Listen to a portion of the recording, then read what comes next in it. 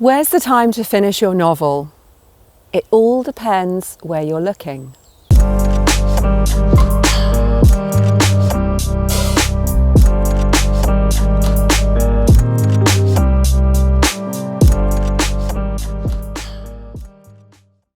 Time is an area we struggle with, isn't it?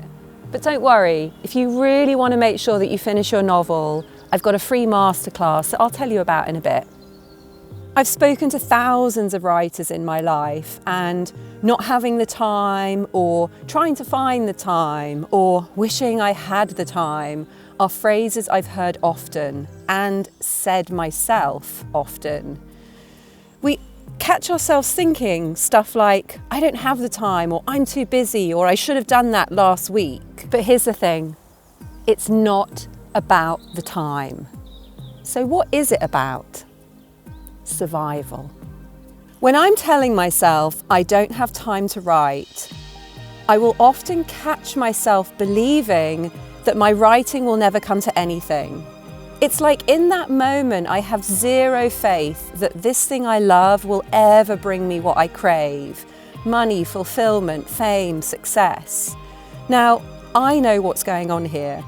In these moments, forgetting why I love writing and running my own business and suddenly panicking that I might lose it all or die alone, my brain has no choice but to understand that in this moment, writing is clearly non-essential for survival, perhaps even a threat.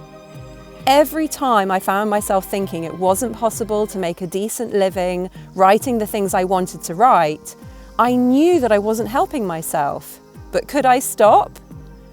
I have repeatedly told my brain that writing is a threat to my survival by the amount of times I worry about what people might think about it. Okay, so I want you to understand that I'm not in this magical place where I never send my brain the wrong instruction, but I am now in a place where I am way more in control of the instructions that I am sending my brain. And I'm also in control of one really vital thing, and that is my ability to just stop. And I cannot tell you, this has dramatically changed my life, my writing, and my business. Once our writing becomes essential, the mind will focus its attention on seeing when it can take place. As soon as we're looking for when something might happen, we find answers. Now, at the start, if you're anything like me, when you first make that shift to reprogram your mind, aka stop, what happens is you look around at a complete mess. That's why it's not helpful to start reading up about time management when we don't have time. Does someone living their life at breakneck speed, living a mess, want to have a chat about the hours they're going to commit to their work in progress the following week? I don't think so. But if you find yourself struggling to find the time to do things that bring you pleasure, to find the time to write, this is a clear indication that you need to breathe, that you need to stop. And that, my friend, is why we are in the forest. When I come close to a tree for a while, I get a metaphorical cuddle. And I think, to be honest, I feel like it's the cuddle that I never got. It's this metaphorical, all-consuming, all-loving, mothering cuddle that I think that I've been searching for my whole life, which is why forests and trees mean everything to me. Basically, the core, ultimate, soothing feeling of safety I've been seeking my whole life, here in the arms or legs of a tree.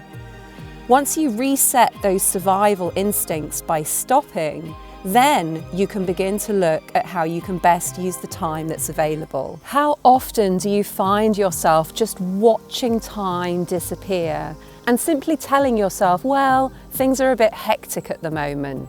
School holidays, an illness, family dramas, exhaustion, uncertainty, bad weather, they all crop up one after the other. But soon, very soon, you keep telling yourself you'll make some space and you'll get back on it. The trouble is, if you're not completely clear about the vital role whatever creative project you're working on plays in your life, living with the full belief that you can create what you want there will always be something more important. It's just how the brain works. If time is slipping away and you're never able to put your focus on that project, just stop and ask yourself what core survival instincts are at play here. And what that question does is it means that you slow down and you really take an honest appraisal about the way that you are thinking about that project. If you don't believe in it and if you don't believe in its outcome, your brain is going to register that project as non-essential for survival, perhaps even a threat. So pause and start to ask yourself, what do I need to think? What do I need to believe to put this project up in my mind and show it that it is a main priority and even that it is essential for my survival? I'd really love to hear your thoughts in the comments below. What comes to mind when you think about this concept of survival and what you believe about your project? And also, if you need help to finish that novel, check out the link in the comments below. You'll find everything that you need to get the support to make sure that this time it's done.